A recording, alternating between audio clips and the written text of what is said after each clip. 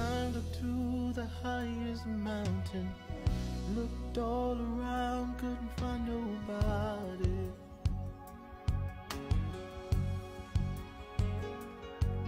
Went down into the deepest valley, looked all around down there, couldn't find nobody.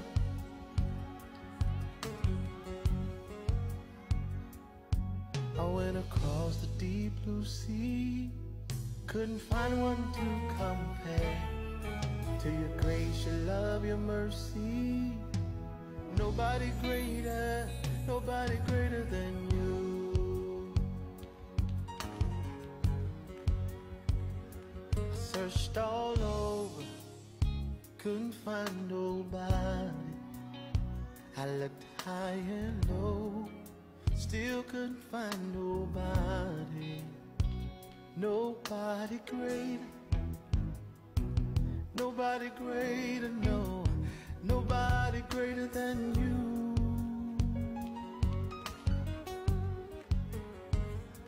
I searched all over, couldn't find nobody. I looked high and low, still couldn't find nobody.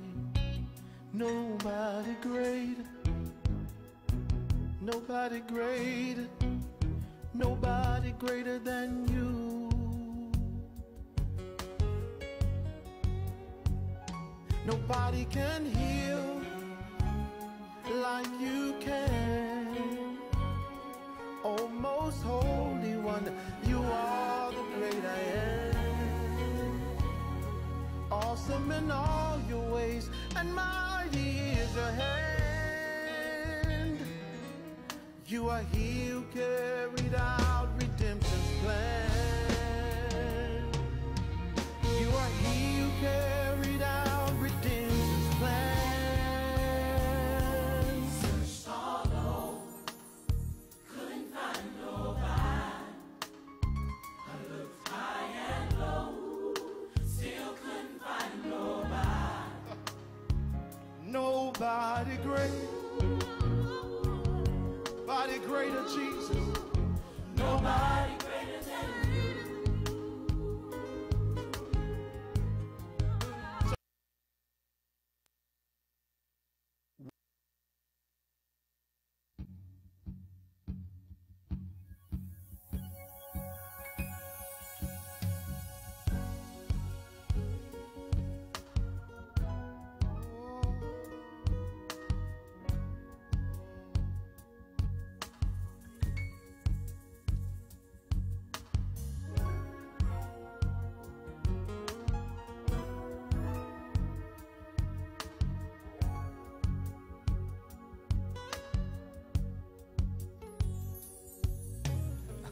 Up to the highest mountain, looked all around, couldn't find nobody.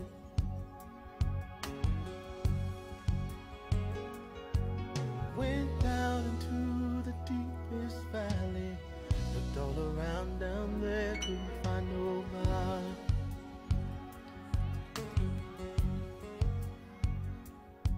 I went across the deep blue sea, couldn't find one to compare to your grace, your love, your mercy. Nobody greater than you. I searched all over, couldn't find nobody. I looked high and low, still couldn't find nobody. Nobody greater, nobody greater, no, nobody greater than you.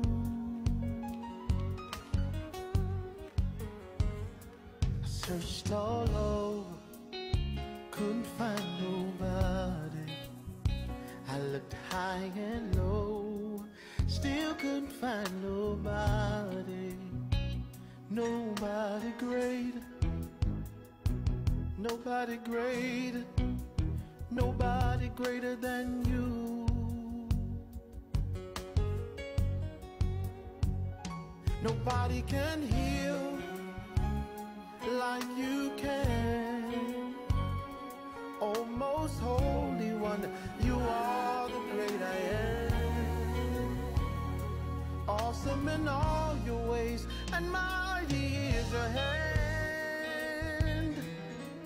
You are he who carried out redemption's plan. You are he who carried out redemption's plan.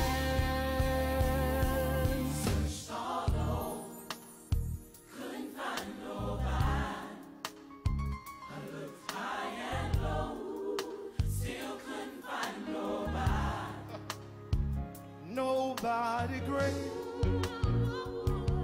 nobody greater, Jesus. Nobody greater than you. Searched all over, Searched all over, couldn't find no. couldn't find nobody. I looked high and low, still couldn't find nobody. Nobody great, nobody great, Nobody greater than you. Come on, lift those hands for real in here. Come on. Nobody greater, nobody greater, Jesus. Nobody greater than you. Nobody greater, nobody great, nobody greater, no. Nobody greater than you. Now lift those hands, singers, and let's just give him the glory. Nobody greater, Nobody greater. couldn't find nobody, Nobody greater. nobody greater than you. Nobody greater than you. I dare you lift your hands and say that with us tonight. Come on, nobody greater, Nobody greater. nobody greater, Nobody greater. nobody greater than you. Nobody greater than you. Nobody like you, Jesus. Nobody greater than you. Yeah. Nobody greater. Oh, Nobody greater. nobody greater. Nobody greater than you. Everyone in the building, just sing that tonight. That's what we came to say. Nobody greater. Nobody greater. No matter where you look or where you go. Nobody greater. Nobody greater. Nobody greater than you. Angels bow before you. Heaven and earth adore you. Nobody. Nobody greater. We came to lift you up. Nobody greater. Nobody greater. Nobody greater than you. Come on, everybody in the building.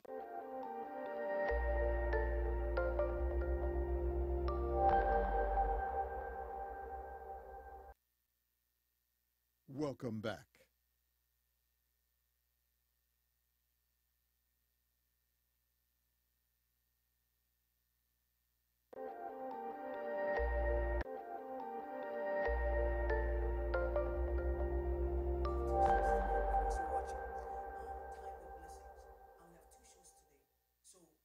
Half is we are going to, or I am going to talk to young men and a woman, or young men and young lady.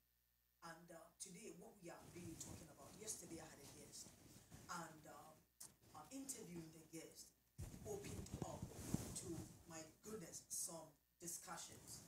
If I say deep discussions, it opened up to some deep discussions, and I really want us to address it. And so we are going to touch issues, here. I have here with me, I have Brian, I have Priscilla, and I have Jeffrey. And we are really going to talk about the issues some of our, teenagers are facing in our homes. I'm talking about in the African home. And African home in the sense that we literally are Africans, and not to be biased, but we see certain cultures, what is happening in certain cultures, in certain homes. And when we put that, to what is happening in our homes, the difference is huge. And some of our teenagers don't have a voice to literally speak out as to what is happening in these homes. But I thank, these young people that are with me here today in the studio, and that we are going to look into some of these things and talk about it. So I want you to meet Brian. And Brian, I want you to introduce yourself. Did that come and introduce yourself to the world? Hello, my name is Brian Ampao. I'm actually from an African descendant, and my parents are Ghanaians, and I'm also Black American African. Pretty much, I was born here, and I'm schooling, working, and I'm doing ministry as well. Wonderful. So I have Priscilla. Priscilla, introduce yourself. Hello, everyone. My name is Priscilla. For those of you who know, who don't know, both of my parents are Ghanaians. I come from an African household. I'm also in school, also doing ministry as well. And that's pretty much it. Yeah. All right, then I have Jeffrey. Jeffrey, introduce yourself. Hello, everyone. My name is Jeffrey. I'm a Nigerian. Both of my parents are Nigerians, and pretty much I'm working and developing myself. So that's pretty much it. Yeah. So today we are opening this thing up very wide. Yesterday I thank God for Isaac, Mr. Isaac, and I thank him so much for opening this thing up, and we are really going to talk about it. Okay. I don't want us to do hush business. I really want us to talk about it, so that a father may be watching us, an uncle may be watching us, a brother may be watching us, a teacher may be watching us, that will also learn, or know exactly what is going on. Now, we all come from an African background, African descent. And we love our parents. We love where we come from. Yesterday when I spoke to Isaac, he said because of his African background, he was literally jumped, And have any of you, or bullied, have any of you experienced that? Any of you? Been bullied? No. Okay. Not me. Okay. In terms of being bullied physically, no. Being ostracized, yes. How so?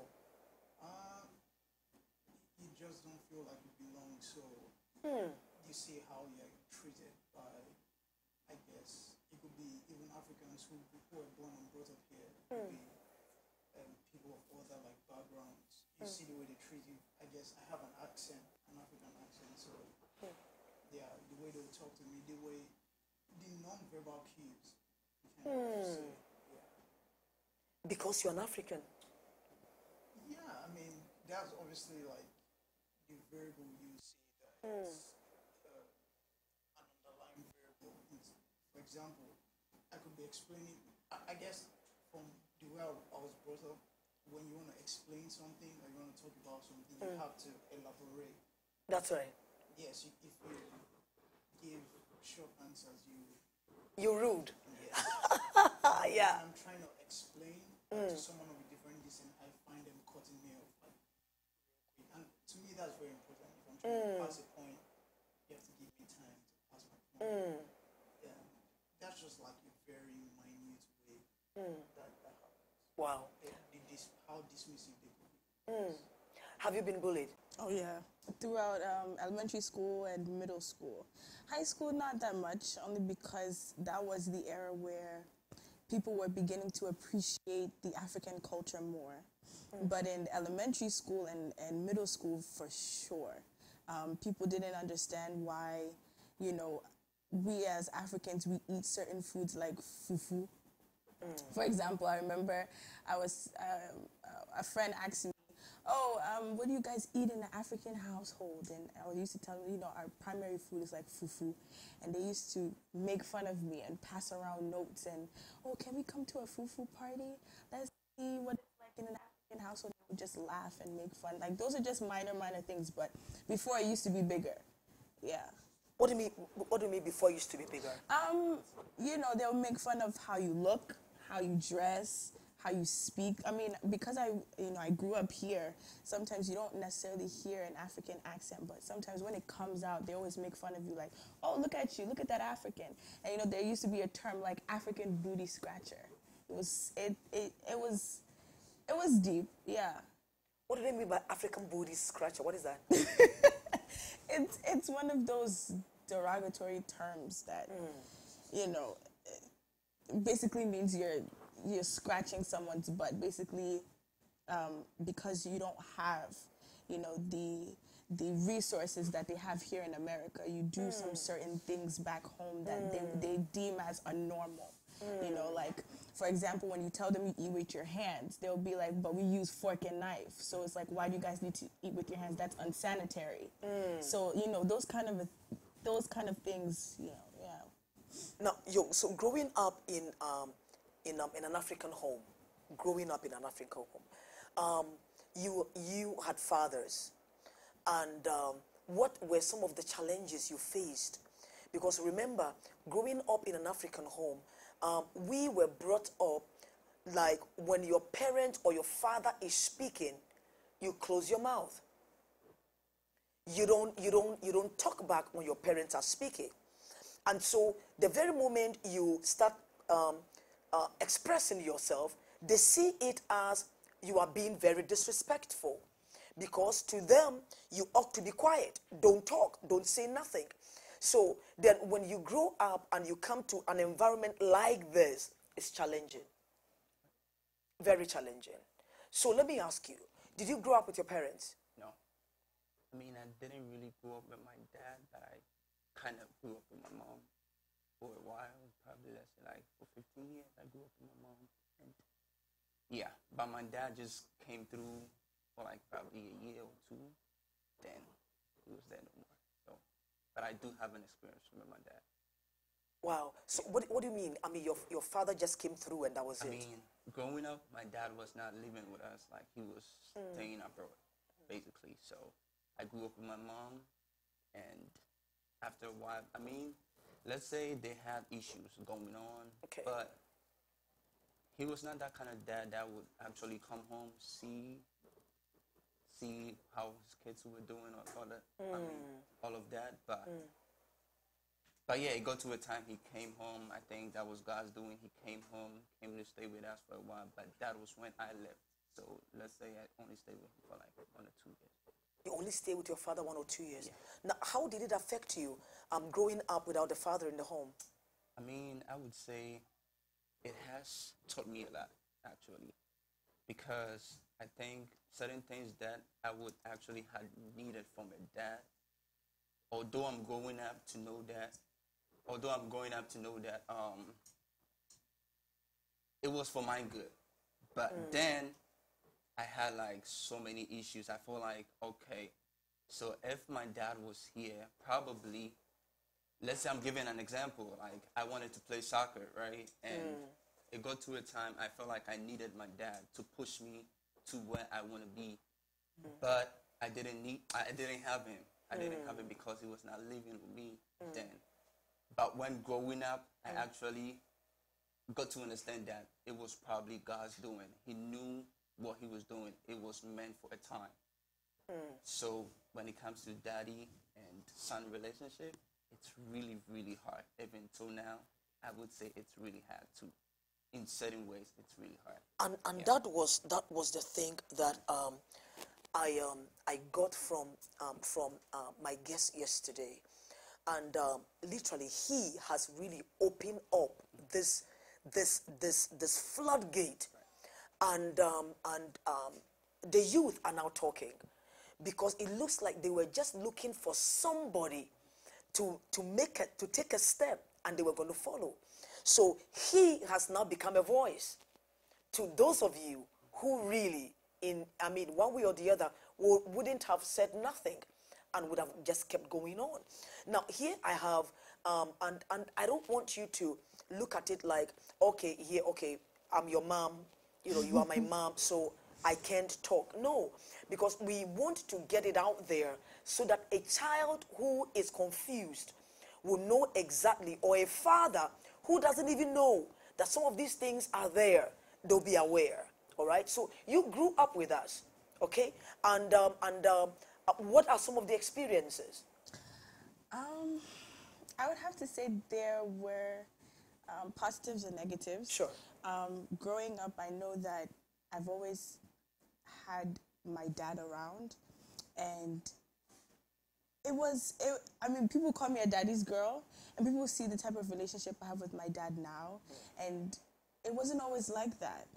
From the age of 13 to about 17, 18, the adolescent age, teenage years, it was like you want to experience some certain things, you want to ask some certain questions, or you want to talk about some certain things, but you can't necessarily talk about it in a certain extent because, it's always that fatherly protective love. Sometimes they want to protect you from the world, or sometimes they don't want you to go through certain things, that especially if they've gone through it before and it didn't benefit them. So as a teenager, growing up, it was like, well, why can't you hear me out? Or why can't I express myself the way I want to? Or why can't I ask a certain question without them thinking a certain way? So, it was a challenge at first, around those years, but, now it's gotten better, I feel like certain situations and certain conversations were had, and it has opened up, I think, an avenue for us to have a better relationship. But before, it wasn't always like that. Yeah. So you did not have your father around. As for you, you still have your father around. How about you, Jeff? My case is kind of unique in the sense that I'm kind of like the product of a relationship that wasn't supposed to happen, I guess.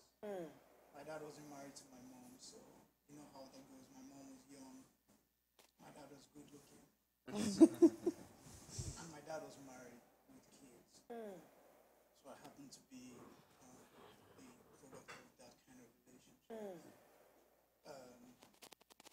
In summary, I had to leave my mom to stay with my dad when I was about almost 5. When I was almost 5 years old, I had to leave my mom to stay with my dad. So, yes, I have a very good in terms of I've had a long experience with my father for about probably 19, 20 years. Good. I love my father. It's not even a question. But I wish things were different. I wish things were different. I wish I'd spent more time with him. I love my father. He sacrificed so much for us. I guess I can speak for myself and my older siblings. He sacrificed so much for us as far as education. He was well-to-do. He sacrificed so much for us. He made sure we went to the best schools and things like that. I don't recall how many times my father advised me. He brought us up like a military household. Yeah, he was a very he was very hard on us. Very, very hard on us. He was very hard on me. But I think he probably sat me down to advise me only 3 times. Only 3? Yes, only 3 times. I can understand why he couldn't really... My stepmom is an amazing woman. She raised me for about 19, 20 years. Wow. Just while knowing where I was from and what I was about in terms of... Obviously, it's not my fault. Of course. Yeah, but she still raised it. And she gave the best that she could give. I always appreciate her for that. But I cannot understand why my dad would have a certain restraint to spending time with me. Because obviously, the word out there is I'm the product of illegal relationships. I'm the illegitimate child. That was the word out there. None of them told me that, or that was the word out there. Sure, that I'm the illegitimate child. But first advice I ever got from my dad, I was probably 7 years old, and we used to travel for Christmas to our village. Our village had a very nice resort, so we used to travel, and a very small window of opportunity I was walking with him alone. So I was trying to make a conversation. So I was like, Dad, these are like really nice cars. And he was like, if you keep the education at your fingertips, you can have those cars. Yeah, I think overall, my father is an amazing man. I will never take that from him. But I don't think a woman can teach a man how to be a man. Ah, yeah.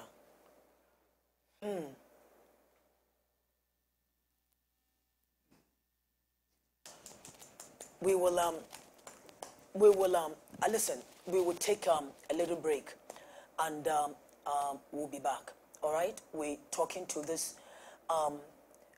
young men that will someday, sooner or later, become fathers themselves.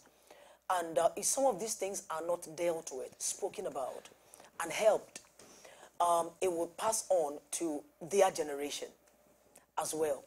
And God does not want us just to be raising people. He wants us to be raising up godly men, men that fear God, and men that they themselves have been healed so that they can heal others. All right? We'll be right back.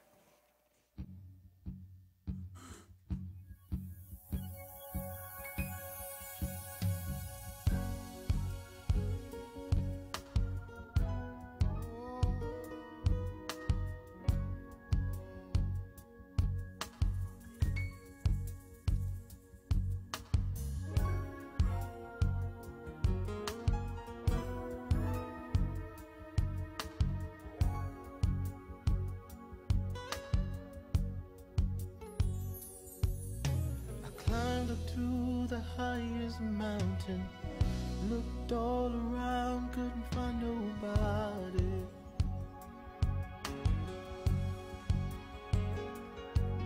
Went down into the deepest valley, looked all around down there, couldn't find nobody.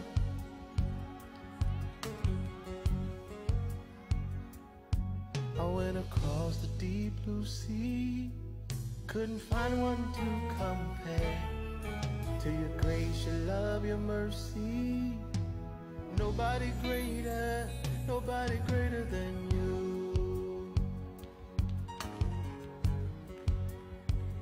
I searched all over, couldn't find nobody. I looked high and low, still couldn't find nobody. Nobody greater, no, nobody greater than you.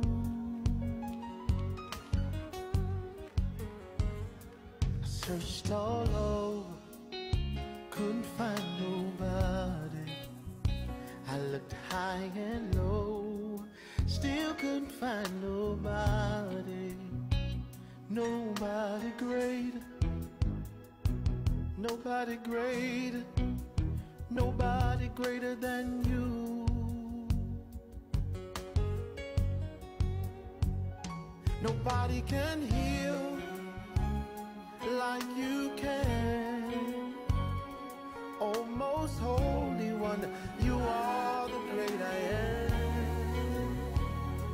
Awesome in all your ways, and mighty is your hand. You are he who carried out redemption's plan. You are he who carried out redemption's plan. Searched all over, couldn't find nobody. I looked high and low, still couldn't find nobody. Nobody great, nobody greater, Jesus. Nobody greater than you. Searched all over, Searched all over, couldn't find no. couldn't find nobody. I looked high and low, still couldn't find nobody. Nobody great, nobody great, Nobody greater than you. Come on, lift those hands for real in here. Come on. Nobody greater, nobody greater, Jesus. Nobody greater than you. Nobody greater. Nobody great. Nobody greater. No. Nobody greater than you. Now lift those hands, singers, and let's just give him the glory. Nobody greater. Nobody greater. Couldn't find nobody. Nobody greater. Nobody greater than you. Nobody greater than you. I dare you lift your hand and say that with us tonight. Come on. Nobody greater. Nobody greater. Nobody greater. Nobody greater. Nobody greater than you. Nobody greater than you. Nobody like you, Jesus. Nobody greater than you. Yeah. Nobody greater. Oh. Nobody greater. Nobody greater. Nobody greater than you. Everyone in the building, just sing that tonight. That's what we came to say. Nobody greater. Nobody greater. No matter where you look or where you go. Nobody greater. Nobody greater. Nobody greater than you. Angels bow before you. Heaven and earth adore you. Nobody. Nobody greater. We came to lift you up. Nobody greater. Nobody greater. Nobody greater than you. Come on, everybody in the building singing. Nobody greater. Nobody greater. Nobody greater. Nobody greater. Nobody greater than you.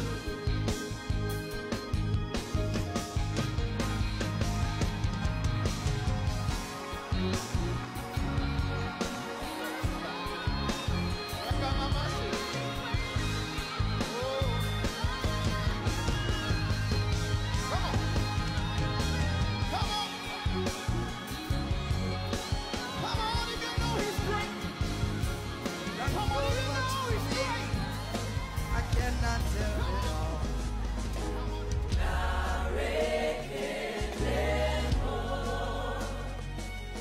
If I had 10,000 tongues, it still wouldn't be enough.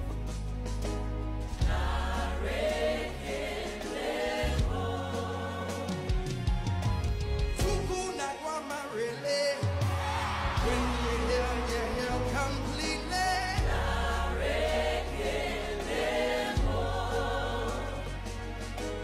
Tuku my robe and more. If he can't do that, we sing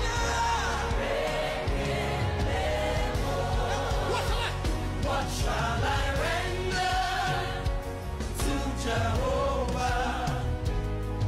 For he has done so very much for me. Come on, everybody. What shall I render to Jehovah? Hey! For he has done so very much for me.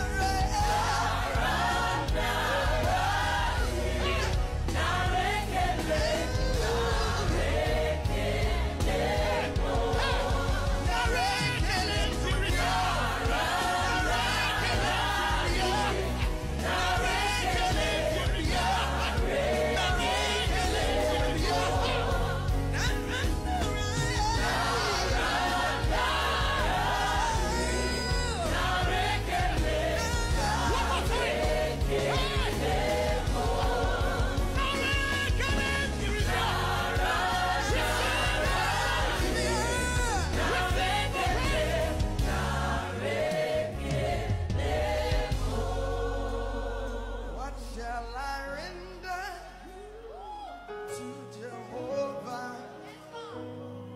For he has done. What shall I render to Jehovah?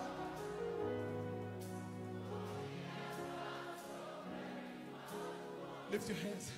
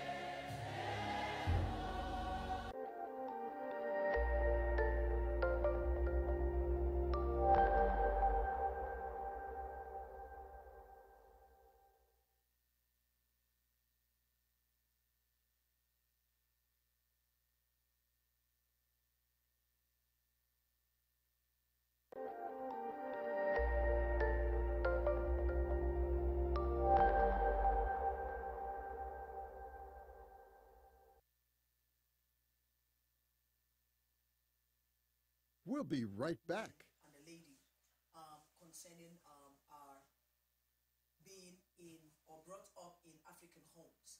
Now, where we left off, Jeffrey was speaking, and I believe some of you were not hearing what he was saying. And so, Jeff, going back to you, we're going back to you. Your relationship with your biological father. Yeah. I think where I left off, I said,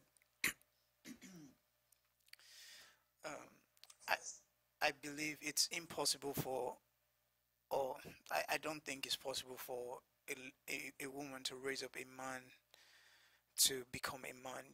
A lady can teach a man how to be a man. And for better or worse, I guess the way I was raised, a man wasn't supposed to show weakness. There was hardly any reason for you to express yourself in terms like, oh, daddy, something hurt me. Something hurt you? Like, are you a child?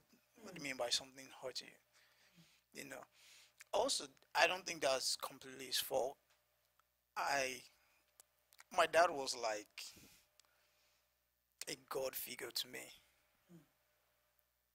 He was like, I never saw him show weakness. If he was ever weak, I never saw it.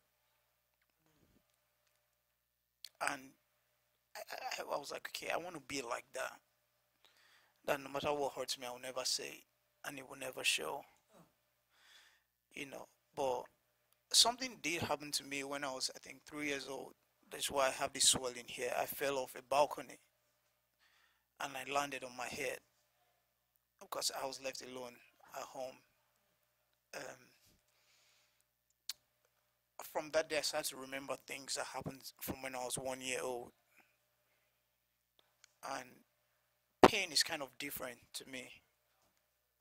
Pain is, obviously, pain has an emotional component to it, but it's more so a mental thing. So it's hard to forget the pain. You know, so if it's hard for me to forget the pain, it's almost like some days I just remember a lot of things that happen. And, you know, it's like you're reliving a disaster every day.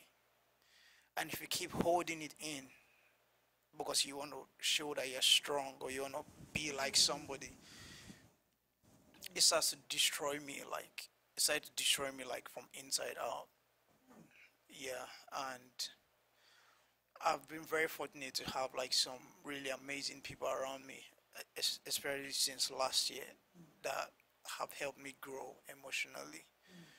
Yeah, again, I wouldn't blame my dad for that, but those requirements, I didn't have those conversations with him where, like, okay, why are you like this? Like, is it that you're just really strong, or how do you deal with your weakness? How do you deal with pain? Because looking in hindsight, I know he's human.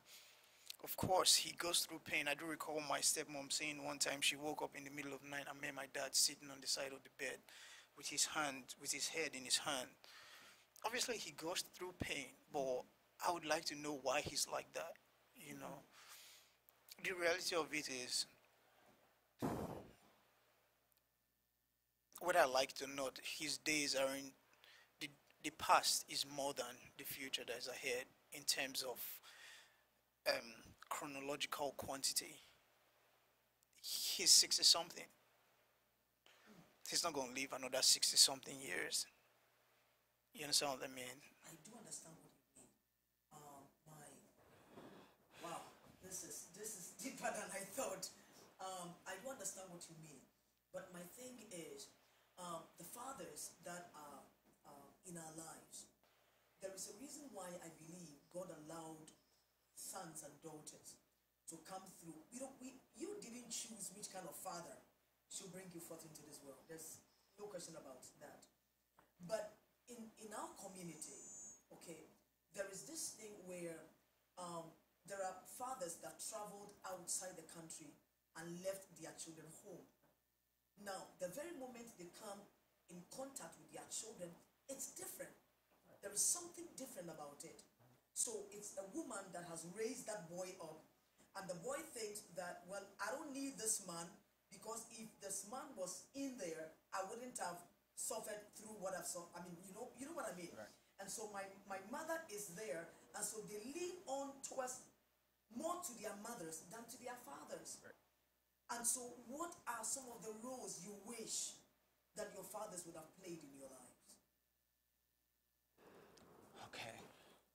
That was actually a good question, I would say.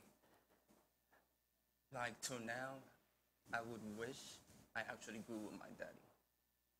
In the sense of certain decisions that I would make today, if I had a dad to be there and tell me this and this is not right, I believe I was never going to make it in my life. This is what I'm trying to say. Relating to men, relating to, like, let's say I have a boyfriend, like a male who is my friend, I could say I don't really make too many male friends. And I sometimes used to sit down and see it from this direction. Maybe it's because I only grew with my mom and I was always talking to my mom, always like, I confided so much more in my mom. So even now, growing up, I would rather talk to my female friend than talking to my male friend. And I wouldn't say my dad is not a bad person. Like, he is really like one of the good dads I would say I've had. But when it comes to relationship, daddy and son relationship, I say again, it's not really there like it should have been. Like it should have been. Now, Yeah. so if your father was right here, Yeah. and you're supposed to be talking to your father, Right. or asking your father a question, Yeah. what do you think your question would be? I mean, why didn't you stay with us? Or why didn't you come through like you should have been, and you were away for too long? So I grew up knowing you as my dad, because I could remember when growing up, I remember that my mom was actually sitting on her bed, like she was sitting close to her bed, and she was shedding tears. Growing up, I now got to understand why my mom was shedding tears from what I heard was going on then. But growing up as a kid, I didn't really know this was what was going on. So in some way, somehow, I think it has a thought in my mind that, okay, so my mom was actually going through all of this because my dad was not around, and she still didn't actually make us suffer like we should have suffered. My mom was like this woman who would actually do everything. Everything. I'm saying like absolutely everything for us to feel comfortable. Growing up, I never knew my mom was going through a lot, but when I grew up and I started knowing more about my mom and my daddy relationship, why my dad was not actually there with us before, that was when I knew my mom was really tough. And she was always there for us. So I believe if my dad is sitting right here, I would just tell you, Daddy, I wish you always stayed with us. And I don't know what you were going through abroad, but I would wish you were always with us, or at least come through as much as possible, so we can have the daddy feeling and daddy-son relationship. Like, even my siblings, I would tell you this, my siblings also have the same issue that I'm having. Talking to our dad, it's not like talking to our mom, because we never grew with our daddy. Do you think And I wish Yeah. I would have a father, Right. for us to be able to talk to. Meaning, do you think, because sometimes our parents don't, because they are fathers, they don't allow us to know what they're going through, because in their minds you are children. So even if I tell you, you will not understand, and so they don't give us the chance for us to know that, hey, they are also human, and they are also hurted? You understand what I'm saying? So my take is this. Priscilla, let me go to you. You lived with us, and it was from what you were saying, it was the relationship between you and your dad is not as is good now, but it was not as good as before. Let me put it that way. And so, what do you mean by that? No, I mean, our relationship now is better than it used to It be. used to be. Yeah. Yeah. Okay, so what was it before? I guess it was just the adolescent age or the teenage age where you're trying to discover yourself, trying to find out who you are, what you're about, what you like, what you don't like. You know, they say as women it takes us longer to find ourselves because there's so much insecurities. There's a lot of questions we ask ourselves. We tend to question ourselves a lot. I know a lot of people beg to differ, but well, for me, it took a very, very long time for me to discover myself and to discover who I was as a person. And for my dad, because I think in a way, me and my dad are alike, because there were certain things that I didn't accept for myself at an early age. Sometimes I feel like it made him question. Sometimes he'll question me like, why is it that you're like this? Why do you do stuff like this? Or why do you act this way? And there was times where I couldn't necessarily answer that question because I didn't know who I was. I didn't know what I was about.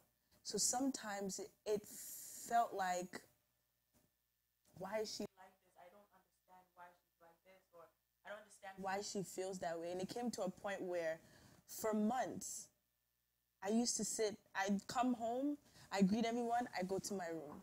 And I stay in my room, I lock myself up. And he used to get aggravated with that because he felt like, why is it that you're shunning yourself away from everyone?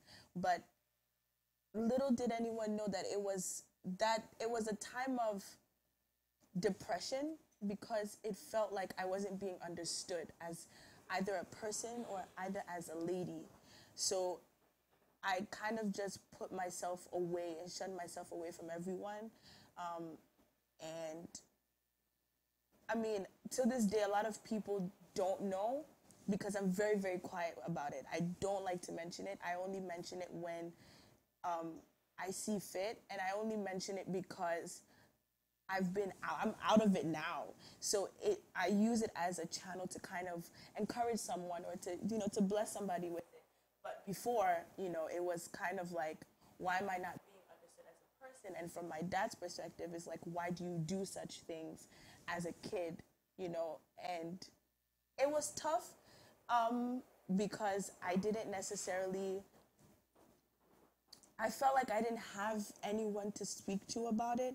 Even the people that claimed that they loved me as friends, or they, growing up, especially in high school, like, how you have a whole bunch of friends and everyone's like, oh, I'm always going to be there for you and I love you and stuff. But during that time, they weren't there. So it was like, who can I confide in? Because if I go to my dad, he might think something different. If I go to my mom, she might think something different. So who exactly can I turn to?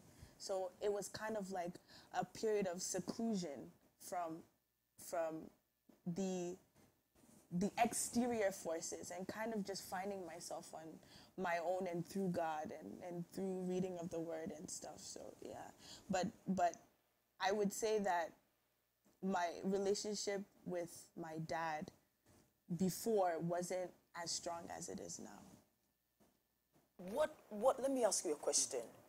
You said that if your dad was around, you would have asked him, why didn't you spend much time with us? How often do you talk to your dad? I would rather call my mom, and I call my dad, like, till now.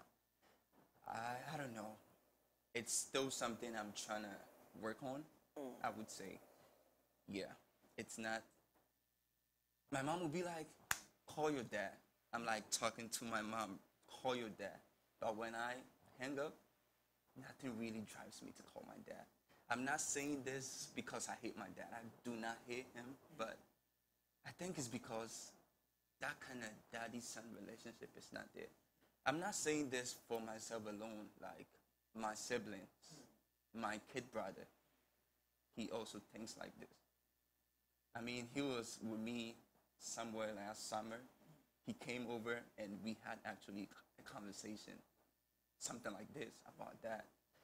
And what I was thinking about, exactly what I was thinking about, is what he said to me. And I was like, okay, so I'm trying to work it out. Like, it's not easy. So yeah. Yeah, I understand. I understand. It's not easy, Yeah. you know, to talk about it. Yeah. But at some point, you have to talk about it. At some point, you will have to talk about it. You will have to, you know, come to a place of getting a chance to sit with dad. See, the thing is, if some of these things are not addressed now, God forbid, if the Lord takes your father home, then what? You understand? Right. Then what? So some of these things ought to be addressed. And fathers also have to make themselves available. Thank you. Right there. Making yourselves available or approachable. There are some parents that children cannot approach. They are unapproachable. You can't approach them. But we are living in a time and in a dispensation. Look at what the enemy is doing out there. Look at teenagers. Look at the path they are taking. So if they have parents, you know, with them, then the parents can direct. So without the direction, these children are going wayward. You understand what I'm saying? And so here, now, how many times do you get? Last 2 weeks or so, I was talking to you and you were so down, and I'm like, what's going on? He says, oh, my dad, something with my dad. And I could tell, I mean, from the expression I was getting, I could tell that you were literally out. How often do you talk to your family? We spoke just once in probably the last 3 months. You spoke just once? Last 3 months. He said he's been trying to reach me, which I know is true. I've been trying to reach him as well. We spoke just once because I was concerned he was involved in, he was robbed by armed robbers, so I wanted to make sure he was okay. And I just couldn't get through to him. We don't really talk often. There was a time, probably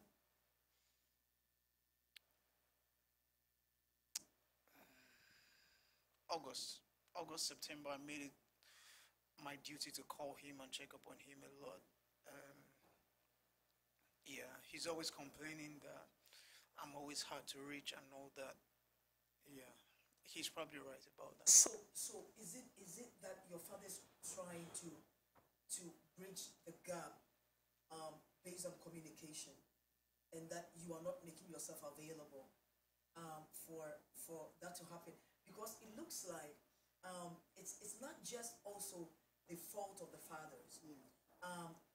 Children also have to make an effort. You understand? Because our fathers themselves may not have had fathers who did A, B, C, D, E for them or with them. So what they saw, what they experienced is what, whether consciously or unconsciously, they also pass it on to the next generation. But you are a new generation, a new breed. You are a chosen generation, a royal priesthood, a holy nation, a peculiar people that God has called out of darkness into his marvelous light. Now, what you said, a mother or a woman cannot raise a man. Okay? Women will nurture, women will guide, women will protect. But they cannot teach you how to become a man, because she's not a man, she's a woman. Cannot teach you how to become. A woman can teach a daughter how to become a woman, right? Because she's a woman. But a woman cannot teach a son how to become a man. And so it is the responsibility of men to make sure that their sons are who God wants them to be. Now, if you are, and I really wish I could get, a father, and I have fathers that I am willing and ready to have them sit in here for us to have a talk. All right, what is going on? What is going on with fathers and children? What is going on? It is the responsibility of a father to raise a son. It is a responsibility. And interestingly, it is even a responsibility of a father to raise a daughter. You know why? Because a daughter will always look, it's interesting that daughters most of the time get connected to men that are just like their fathers. It's interesting. Men that are just like their fathers. And so if the father is not there, because a day is coming, that young lady will marry a man, or a man will marry a young lady. So if the father can sit the daughter down and say, hey, if you have to do A, B, C, D, E, F, G, and if a man is coming into your life, this is what you ought to look for. This is what you ought to, this is acceptable, this is unacceptable. You understand? But if the father is not there, and the father, let me say this to you, and I bless God for my husband. I mean, I'm not saying that because he's my husband. It was tough in the beginning because he himself didn't have any father, even though his father is alive. But he didn't have any father figure he can look up to. And so when he became a father, it was tough. It was dangerously tough. There are times where, and I wish my husband, there are times where I literally will have to beg my husband to have relationship with his daughters. Yeah. Because he didn't have a father figure, even though his biological father is around, but he didn't have a father that would tell him, stop this. Don't do that. Don't talk like that. Don't act that way. And so it was difficult. He didn't have a father that would sit down and spend time. A father that will take him to the park, a father that will speak into him, a father that will encourage him, a father that will motivate him, and that was not there. And so when I was getting him to do that for his children, it was tough. Because I didn't experience it. I have nobody to do that for me. So, I mean, I have no example. So how am I going to do that? So it took him forever. We've been married for 21 years. We'll be 22 years. It literally took my husband almost 19 years to get it. 19 years to get it. Why? Because he didn't have any father figure that could direct and to instruct him as to what to do. But thank God for grace. Thank God for grace. He's come so far and is doing so well. I mean, I take off my hat for him. He's doing so well. We went somewhere and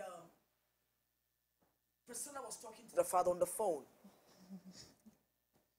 And it's just going on and on with the father. And the gentleman that, was sitting there looked and said, who are you talking to, your grandpa? And then my daughter says, no, I'm talking to my dad. And the guy said, your dad? And he's from Africa too. Your dad? And my daughter said, yeah, I'm talking to my dad. He says, you don't hear most Africans talking to their fathers like that. I mean, and it did something to me. What do you mean? You don't see Africans talking to their father. I mean, it was not like he was arguing or, no, but in a loving way. And then the father said, big head. And then she goes, I got it from you. I mean, that kind of relationship. Yes, oh, you got a big head. Then the father said, oh, big head, Priscilla, big head. And then he goes, well, Dad, I got it from you. And the guy was surprised that my daughter is talking to the father like that. Because most of the time, grandpas, do all the spoiling. Right. No. So what am I saying? It is up to you. You and you and you. It is up to you to dig deep, get connected deep to God. He is our Heavenly Father. And our Heavenly Father gave us earthly fathers. But earthly fathers, some earthly fathers, not all of them, but some earthly fathers are not taking their duties the way they ought to take their duties. And so, let me ask you this question, Jeff. What do you see yourself becoming?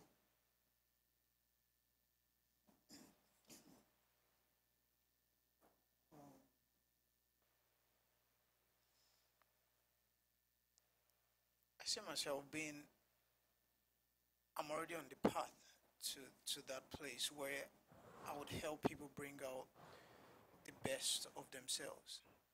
But if you are not healed, if you yourself have not come, if you don't have closure, how are you going to enter into something or someone? So you need that closure for you to be able to empty. And I wish and pray that you will go home and spend some quality time with your father.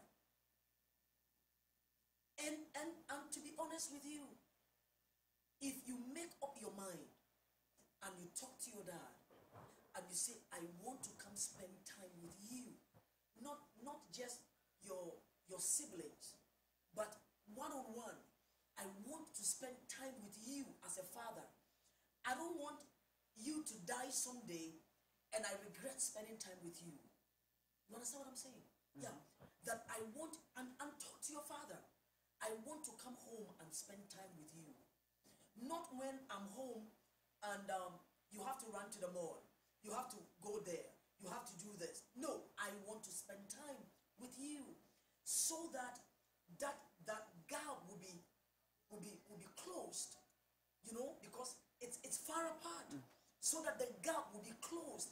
So when you have closure, trust me, so help me God, I will buy you your ticket for you to go home and go and spend time with your father. I would give you that privilege. Go home. If your father can come, then fine. You have what it takes to go home. Go and spend time with your father. And let him know that I came to spend time with you. I want to know you.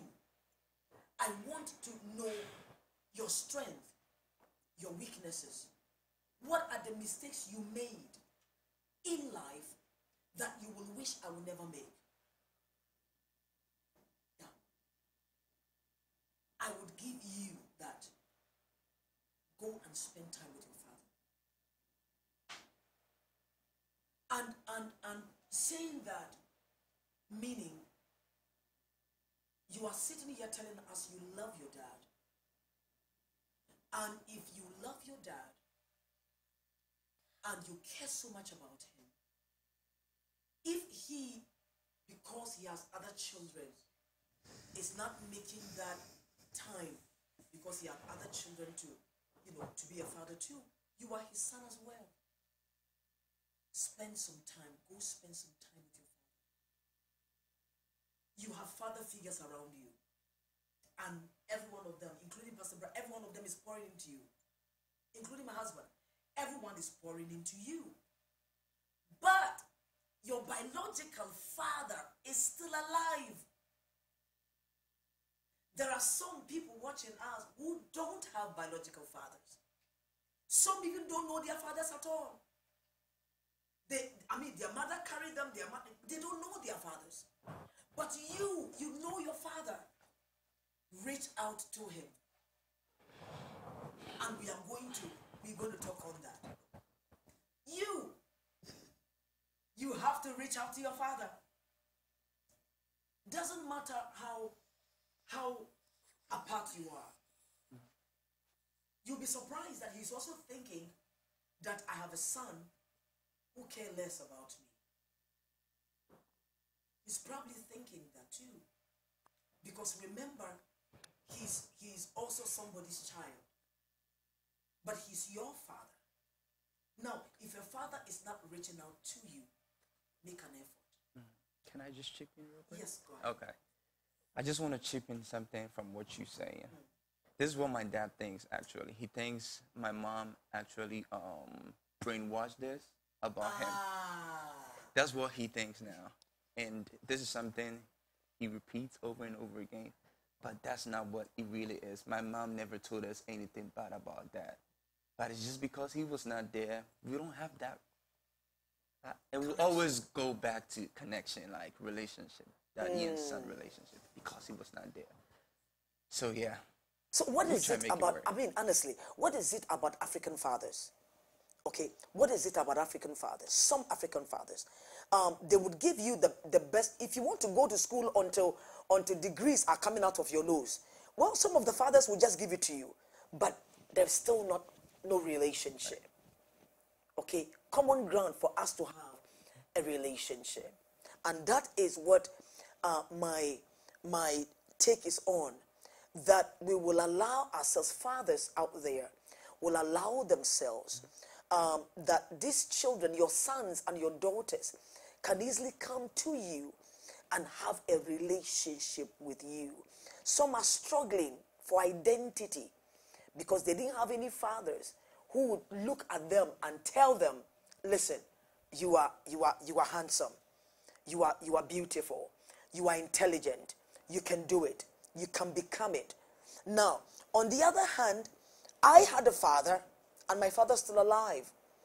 I say this based on the fact that I also have a father, and my father, I remember one day, I was, and I've shared this many times, I was putting on makeup. Somebody had given me this small box like this of makeup. It has 3 colors. Eyeshadow, we call it at that time. Eyeshadow. And 3 of them, 3 colors. And I was painting my face for the first time. All right? And somebody gave it was a gift. And when I tried doing that, I literally looked like a traffic light. Seriously. And the thing was everywhere. And I didn't know my father was, I was so afraid of my father. I mean, my father's presence terrified everybody. If my father, we hear the sound of my father's car, everybody is scattering. Oh, yeah. Everybody is scattering to do something. Either you by force take a book to read, or, I mean, you go and get a broom, and by force you'll be sweeping. We were terrified of my father. This day, my father came, and I had a mirror in my hands. A small mirror like this, and I'm putting on this thing, and I look terrible. And my father mentions my name, and I shake. And he says, what are you doing? And I said, nothing. Now, I have evidence on my face, and I'm telling my father nothing. And then he said, look at your face in the mirror. And my hands are shaking, and I'm looking at my face in the mirror. And then he says, put the mirror down and go and wash your face. Now, this is waterproof. Come and see speed. Run to the bathroom and wash my face. And as I'm washing my face, I'm thinking he's coming. And I wash my face, and I come back, and he says, pick up the mirror. I pick up the mirror again and say, look at your face. And I pick up the mirror, and I looked at my face. And my father said, put the mirror down. My father said something to me I will never forget as long as I live. Even though I was afraid of my father, even though I never had, this relationship where I can talk, can communicate with my father and all that, I didn't have that. It was a taboo. I didn't have it. But my father said something to me. When he asked me to put down the mirror, I put down the mirror. He said, look at me. I looked at him. He said, let me tell you something. God took his time to create you. And my father said this, you are so beautiful, and you don't need things to make you beautiful. Look at the way you took in a deep breath. When my father said that to me, I honestly thought the next thing was going to be bam bam. But when my father said that to me, after he said it, he just walked away. And that thing stuck in my head. This is where I get my confidence from. This is where I get my, Zeal. my zeal from. And this is what made me never try to be in competition with anybody. It doesn't matter what you have, who you are. It gave me some boldness. It defined who I was. That I don't need anybody to tell me I'm beautiful. Because my father has already told me that I'm beautiful. And so, fathers watching us, my goodness, my gracious, men watching us, fathers watching us. If you look at the statistics right here in America, there are a whole bunch of fathers in prison. The men in prison are more than women in prison. And it looks like fathers are being plugged out of the lives of these ones. Not just physically, but spiritually as well.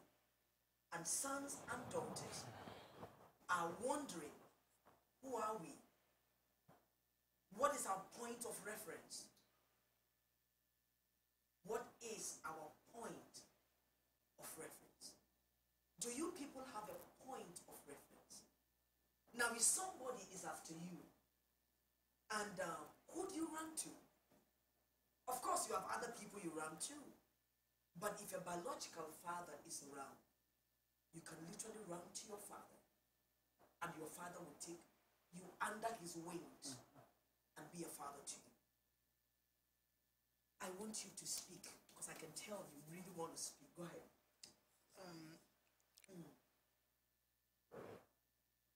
To my father's credit, he's still a human being who must have gone through a lot of things, even before he had me as a child, right? I just want to put it out there that he's done for me more than his own father probably did for him, and I'll always appreciate him for that, no matter what. I would do as you've said. I could be a better child. You are. Yeah. You are. You are. All you have to do is to take a step. Take a step. Because I believe that some of our African fathers themselves did not have any man to look up to. They themselves, some of them struggled to put themselves to school. And so if they themselves did not have it, and they brought forth children, then in a way, well, I had somebody tell me, the father told him that, well, I put myself through school, so what is wrong with you putting yourself through school? I put myself through school. So what's a big deal if you put yourself through school? So some of them did not have anybody to look up to or somebody to be there for them. And so since they don't have it, they don't know how to express it to the young generation. So it is not just the fathers, but sons. That's the reason why I said, go and spend some time with them. So it's not just the fathers, but the sons as well. You understand? It's not just the fathers, but the daughters as well. You know what I'm trying to say? Yeah. There are certain fathers that, well, if my mind is made up, nothing can change my mind. My mind is made up. I don't want you. I don't want to be in your life. I don't want to be there. Go have a nice life. That's it. Now, remember, they themselves may be in pain, and yet they don't know how to express it. So their way of expression is sometimes violence, is sometimes anger, because they did not have any opening where they can express themselves. So they don't know how to express themselves. I want you to finish what you say, and then I wish that fathers watching us around the globe this will cause you to open up and spend some time some quality time with your children. Continue from where you left off. Yeah, so, I mean, like I said, there's so much I could do to improve as a person. I don't think this is the best I can be. I know I can be better. I think I'll feel terrible if I thought this is the best I could be. So I would endeavor to obviously be there for him in terms of at least establish the communication and try to Yeah. spend some time. You put some thoughts in my head in terms of the questions you were asking. Yeah, I want to know him as a person. Yeah, Know him. Yeah, No, you see, the thing is, if you know somebody, you can relate to them better. Right. If you know somebody, you can relate to them better. Okay. There are times where, because I know my husband, there are times where I know how to relate to him better. You may not know how to relate to him, but because I know him, I know how to relate to him better. So unless you know your fathers, unless you really, really spend some time with them, you may not know them. All right? Now, why will your father think that your mother is putting something in your head? That's the reason why you are shunning away from him. Right? Now, even though your father was not around, and you literally, by the grace of God, with your mother, you raised yourself. Yes, guess what? A day is coming. If you don't build the gap, your children will ask you the same question. He said it's possible. Your children will ask you the same question. So make sure that you build the gap. Make sure that you find a way to build that gap. Because guess what? You only have one father. And our parents will not live forever.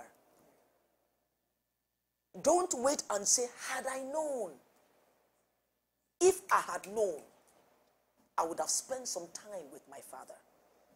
Even if he doesn't want, that constant relationship, you make the effort. Make up your mind, I'm going to call him once a week. Just make up your mind once a week. If he picks up, fine. If he doesn't pick up, at least you know you called. Make up your mind. Sometimes it's tough because you didn't have it in the beginning, but you can still make it work.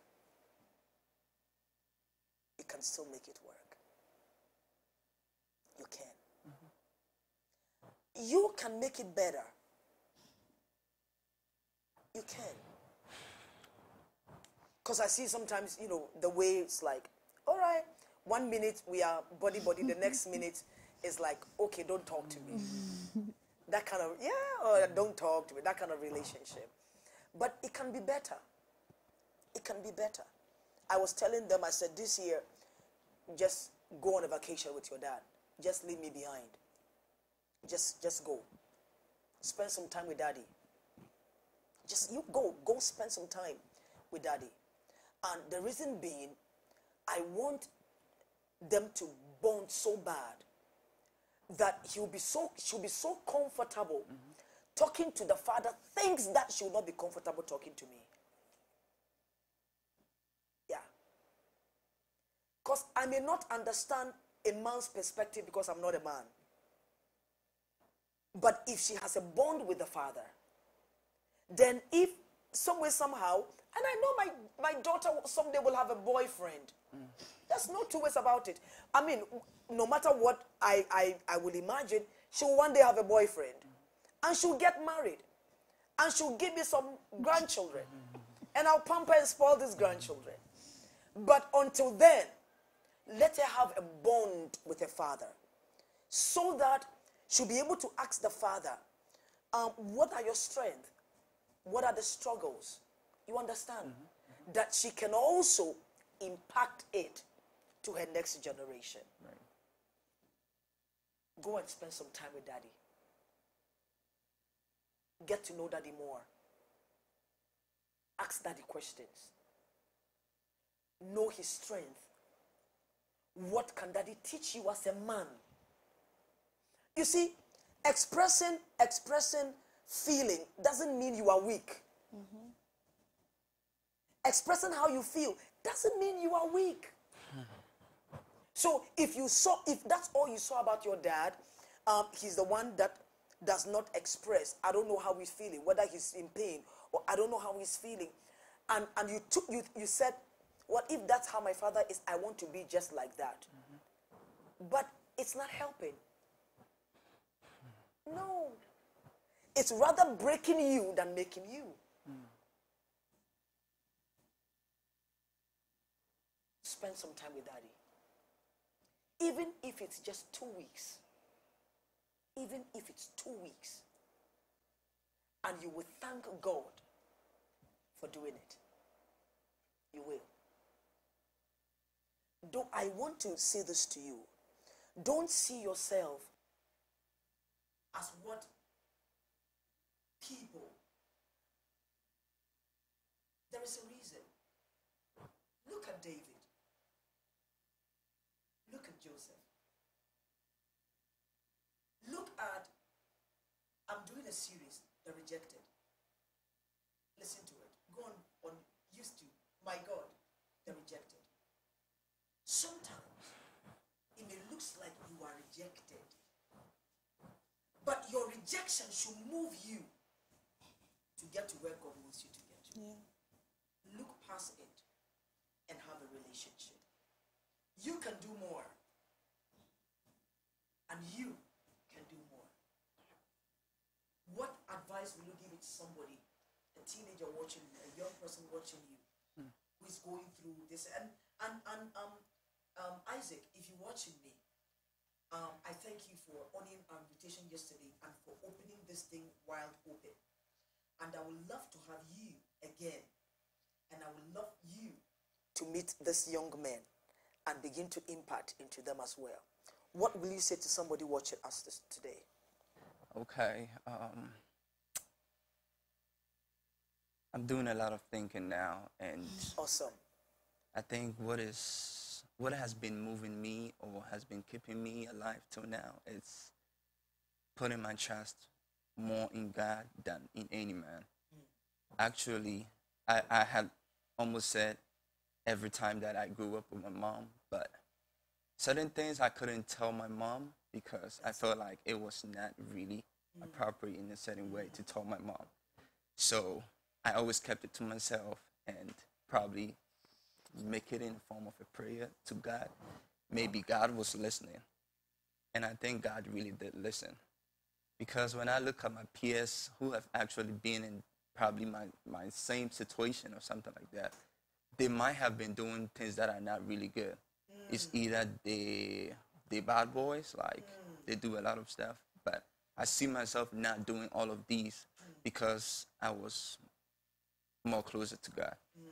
So my advice is, even if your dad is not there, be strong, draw close to God, and I believe he's actually our ultimate dad that is always going to be there for us no matter what.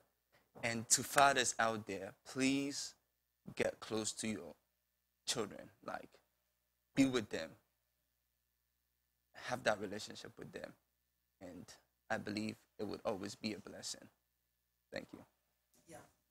I want to speak on the basis of fathers who are more so pastors, especially African fathers who are pastors and their children are, pastor's daughter, because of course, we have two people here who can always give you the best advice. But from that angle, I just want to, touch on that. I know that's a whole different topic, but at least the children who, especially girls who are pastors' children, it's not going to be easy, but I'd rather you have your own relationship with God and allow him to remove some of the things that have been grounded in you, especially emotionally.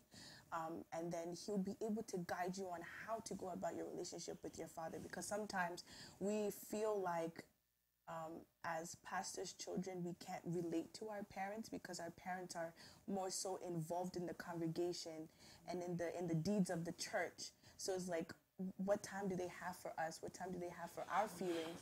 You know, they're able to heal a lot of people through their emotions and whatever they're going through. But what about us, who are the ones at home, you know, behind the scenes as well?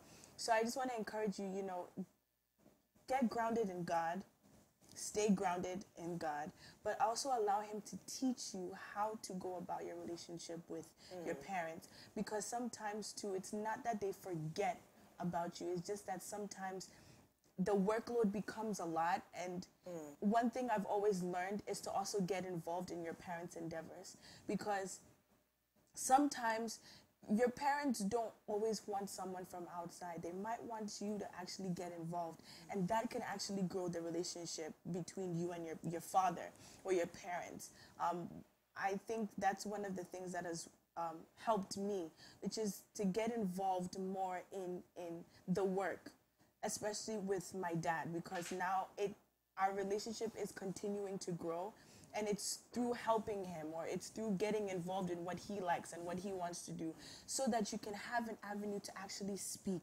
and be able to say, okay, this is what's bothering me, this is not what's bothering me, this is what I'm going through, how can you help me, you know, those kind of things. So at least stay grounded in God and ask God, you know, what is it that I can do to better the relationship between me and my father, especially if you're a pastor's child.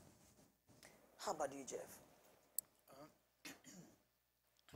First of all, obviously, we've all talked about the role God plays. He's the one that gives us strength.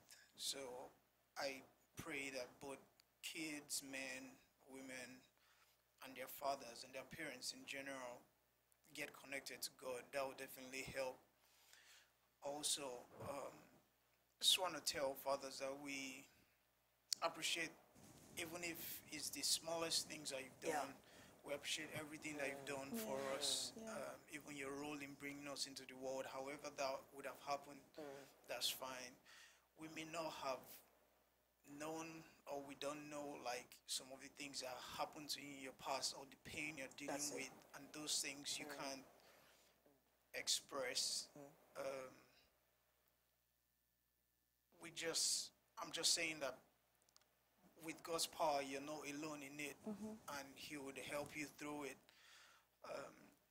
Where the reason why this is important is because we want that as we grow up to become men, we don't want the problems to become transitive. That's it. Where the problems enter into our own kids, or I don't want to have to choose between my child and a mathematical algorithm. I want to know that my child comes first, or I don't want to have to hide how I feel and put it in through mathematics just because I don't know how to express. We want to grow as people, we want to be better persons, we want to make you proud. We want you to be a proud parent. We want you to look at us and feel like we're the crown on your head. However effort that you've put in, we want you to be happy, and we want to have that relationship. But even with all that, we really do appreciate everything that you've done, and as kids would improve. I know for sure that's a promise and a commitment, even beyond the promise, a commitment I'll make to be a better person, just to make you proud. Some of the sacrifices you've made, we might not see it, we might not know them.